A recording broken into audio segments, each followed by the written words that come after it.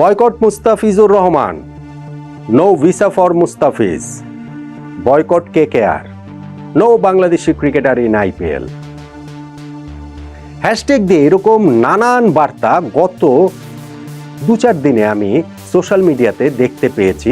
প্রসঙ্গ যখন Mustafiz, KKR, IPL, obviously sports নিয়ে কন্টেন্ট হয়, আলোচনা হয়, এরকম জায়গাগুলোতেই তার দেখা গেছে প্রবলভাবে। আমাদের নট আউট ওমান প্ল্যাটফর্মেরও বিভিন্ন ভিডিওতে কমেন্ট সেকশনে আমি এরকম কমেন্টস করতে দেখেছি, যেগুলোর মূল সুর একটাই। এইবারের আইপিএলের মিনি অকশনে মুস্তাফিজকে যে কিনে নিয়েছে কলকাতা নাইট রাইডার্স, মুস্তাফিজ যেন সেই কেকেআরের হয়ে আইপিএল খেলতে না পারেন, তাকে যেন খেলতে না দেওয়া হয়, এরকম একটা ক্যাম্পেইনই আসলে চলছে। ঠিক আসলে যৌক্তিক? কোনোভাবেই কি যৌক্তিক? বাংলাদেশ ভারত প্রতিবেশী দুইটি দেশের মধ্যে সম্পর্কের টানাপোড়েন চলছে রাষ্ট্রীয় পর্যায়ে বেশ অনেক দিন ধরে। সেটা রাজনৈতিক কারণে, কখনো কখনো সেইখানটাতে ধর্মীয় কারণটাও যোগ হয়ে যায়। সাম্প্রতিক সময়ে ওই টানাপোড়েনের মাত্রা এত প্রবল যে সেইটা আগুনের আঁচটা আসলে এখন ক্রিকেটের গায়েও এসে লাগছে, মুস্তাফিজের গায়ে লাগছে, কেকেআরের গায়ে লাগছে, আইপিএল এর গায়েও লাগছে। কিন্তু এই স্পোর্টস, এই যে খেলাধুলা, এই যে একজন মুস্তাফিজকে কেকেআর নিয়েছে, এই পর্যায় পর্যন্ত চলে আসাটা কি কোনোভাবেই সমর্থনযোগ্য? আমি প্লিজ আপনাদেরকে অনুরোধ করব যে আমারও একটা বার্তা রয়েছে, সেই বার্তাটা আপনারা একটু শুনুন, বুঝুন, তারপরে আপনারা আপনাদের মতো করে বিবেচনা করুন। দেখুন, মুস্তাফিজুর রহমানকে এইবারের আইপিএল এর মিনি অকশন থেকে কলকাতা নাইট রাইডার্স কিনে নিয়েছে 9 কোটি 20 লাখ রুপিতে, বাংলাদেশি মুদ্রায় 12 কোটি 40 লাখ টাকা। ম্যাচ প্রতি প্রায় 1 কোটি টাকা করে মুস্তাফিজ পাবেন। এই যে মাঝখানে 8 দিন সময়ের জন্য নিউজিল্যান্ডের বিপক্ষে ওয়ানডে সিরিজে তাকে দেশে ফিরিয়ে আনা হবে, সেইটা নিয়েও অনেক আলোচনা হয়েছে। তারপরও মুস্তাফিজ বাংলাদেশের একমাত্র প্রতিনিধি হিসাবে আইপিএল খেলছেন, বাংলাদেশের হয়ে আইপিএল এর সবচেয়ে বেশি টাকা এবারের নিলামে তিনি পেলেন। এবং মুস্তাফিজ নিজেও নিশ্চিতভাবেই আইপিএল এর কথা যদি বলি, কলকাতা নাইট রাইডার্স তো তাদেরকে কারাকারি করে কিনে নিয়েছে। প্রথমে দিল্লি ছিল, তারপরে চেন্নাইয়ের সঙ্গে কত কারাকারি করে মুস্তাফিজকে তারা কিনে নিয়েছে। নিশ্চিতভাবেই মুস্তাফিজের উপরে তাদের সেই ট্রাস্টের জায়গাটা রয়েছে। আর মুস্তাফিজ নিজেও ভালো করার ব্যাপারে অবশ্যই উদ্গ্রীব থাকারই কথা, তিনি আইপিএল এর রেগুলার মুখ। তারপরেও এই বছরটা তিনি এত ভালো ফর্মে রয়েছেন, বাংলাদেশের জার্সিতে বলেন কিংবা এখন আইএল টি20 খেলছেন সেইখানেও বলেন।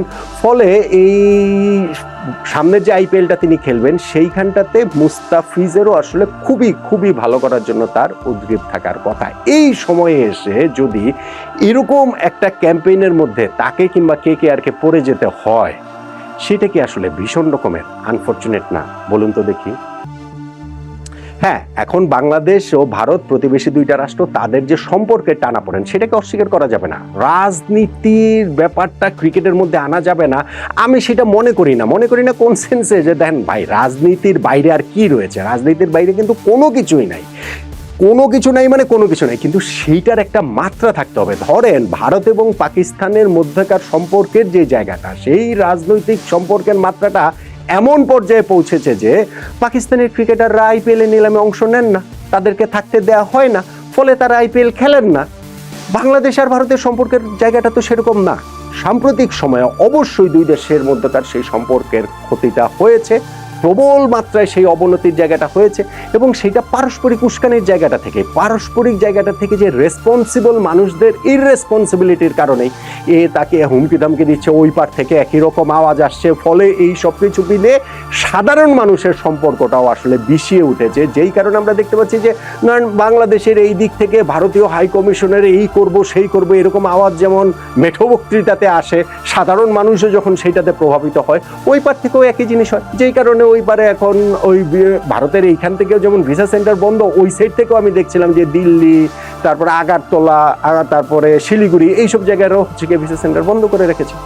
এখন ভাই রাজনীতির কাজ রাজনৈতিক লোকজন না হয় করব, হ্যাঁ সেই সাম্প্রতিক সময় এইখানটাতে একটা ধর্মীয় উপাদানও প্রবলভাবে যুক্ত হয়েছে, কিন্তু সেই জায়গাটাতেও আমার আসলে বিনীতভাবে একটা কথা বলার রয়েছে, যেইটা শুনলে আসলে মনে হবে যে ভাই মাস পিপল কোনো দেশেরই খারাপ না, পৃথিবীর কোনো দেশেরই সাধারণ মানুষ খারাপ বলে আমি সেটা মনে করি না, তাদেরকে যারা পরিচালিত করেন সেই মানুষগুলো যদি খারাপ হন সেই ক্ষেত্রেই আসলে সমস্যার জায়গাটা প্রবল থেকে প্রবলতর হয়ে ওঠে।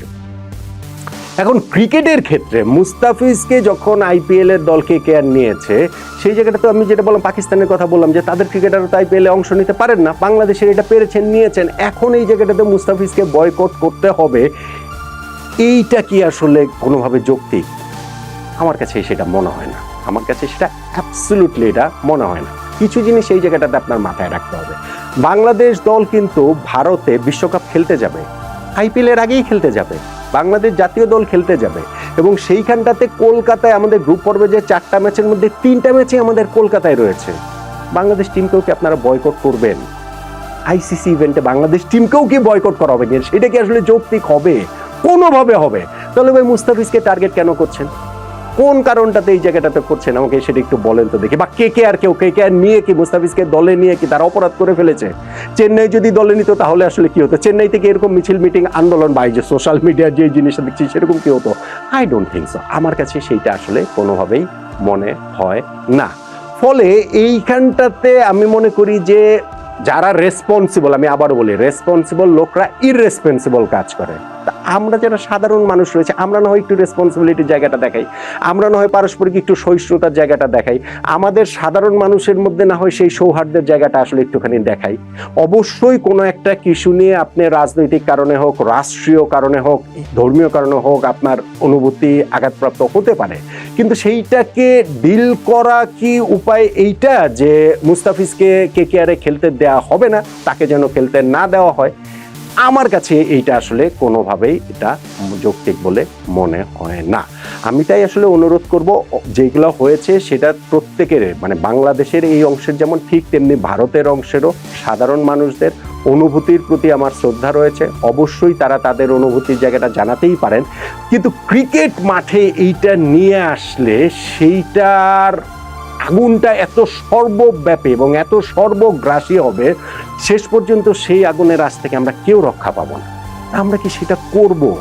আমরা কি আমাদের যারা রয়েছেন রেসপন্সিবল, যারা কোট আনকোট আমাদের দুই পাশেই সীমান্তের এপারে ওপারে যারাই রয়েছেন, তারা তাদের লাভের জন্য, তারা তাদের স্বার্থের জন্য অনেক কিছু করবে, করতেই পারেন, করেন, এটা হচ্ছে গিয়ে পৃথিবীর ইতিহাস। সাধারণ মানুষ তাতে বিভ্রান্ত হয়, সেটাও পৃথিবীর ইতিহাস। কিন্তু এই জায়গাটাতে আমার মনে হয় যে একটু রেসপন্সিবিলিটি যদি আমরা সবাই মিলে দেখাই, এটা ইস্যুটা শুধু মুস্তাফিজ না, ইস্যুটা শুধুমাত্র হচ্ছে গিয়ে এই যে কেকেআরে তাকে খেলতে দেওয়া হবে না হবে বিষয়টা সেটা নয়, আর অনেক কিছু এর মাঝখানে অবশ্যই হতে পারে, ঘটতে পারে, কিন্তু আমি মনে করি যে এখনো ঘটনাটা এই পর্যায়ে যায়নি যে মুস্তাফিজকে কেকেআরের সমর্থকদের বয়কট করতে হবে অথবা মুস্তাফিজকে খেলালে কেকেআর টিমকে বয়কট করতে হবে, সেই রকম একটা জায়গাতে পুরো ঘটনা প্রবাহটা চলে গেছে বলে আমার কাছে মনে হয় না। আমার তাই মনে হয় যে আমাদের প্রত্যেকেরই যদি আমরা একটু ধৈর্য ধরি, একটু সহনশীল হই, একটু সহিষ্ণু হই, একটু আমরা পারস্পরিক সৌহার্দ্যের জায়গাটা থেকে দেখি, সেই ক্ষেত্রে আমাদের এইখানটা থেকে হচ্ছে গিয়ে শেষ পর্যন্ত গিয়ে ওই সবার যে সদিচ্ছাটুকু যদি থাকে তাহলেই আসলে ভালো কিছু হবে। তা যদি না হয় তাহলে শেষ পর্যন্ত গিয়ে এই ঘৃণার চাষাবাস, এই ঘৃণার চাষাবাদ, এই ঘৃণার চর্চা এই করে করে করে করে শেষ পর্যন্ত গিয়ে আমরা আসলে কোথাও যাব না।